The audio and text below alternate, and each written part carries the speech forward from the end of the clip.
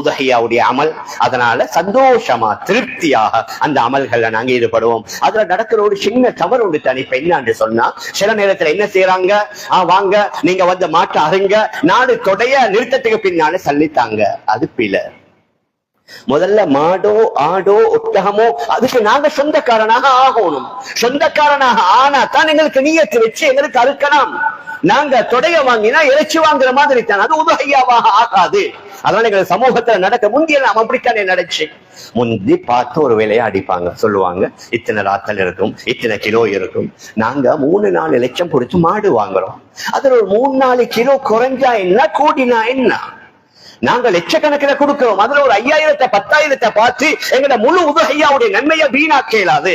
எங்க சமூகத்துல பொதுவாக நடக்கிறது என்ன, ஒரு அந்த மிருகத்தை விற்கிறவர் சொல்லுவாரு, ரைட் நீங்க வந்து எடுத்துக்கொண்டு போங்க, நீங்க அருங்க, அடுத்த பிறகு 4 தொடைய நாங்க நிறுக்கிறோம், எத்தனை கிலோ எத்தனை ராத்தல் வருதோ நீங்க சல்லியை தந்துட்டு போங்கன்றது இயலாது. முதல்ல அந்த மாட்டை, அந்த ஆட்டை அல்லது அந்த ஒட்டகத்தை பணத்தை கொடுத்து நாங்க வாங்கிடணும். உங்கள்கிட்ட முழு பணம் இன்றைக்கு கொடுக்க வசதி இல்ல, அட்வான்ஸா கொடுத்து கன்ஃபார்ம் பண்ணிட்டீங்க. அவர் உங்களுக்கு இந்த மாட்டை விட்டுட்டாரு, அதாவது விலையையும் நிர்ணயித்தாரு. 3 லட்சம் 4 லட்சம், நீங்க இன்னைக்கு 1 லட்சம் கொடுத்தீங்க, நாளைக்கு 2 லட்சம் கொடுத்தீங்க, பிரச்சனை இல்ல. விலை நிர்ணயிக்கப்பட்டு நீங்க 100க்கு 100 சொந்தக்காரனாக ஆனாதான் உங்களுக்கு என்ன செய்யலாம், அறுக்கலாம்.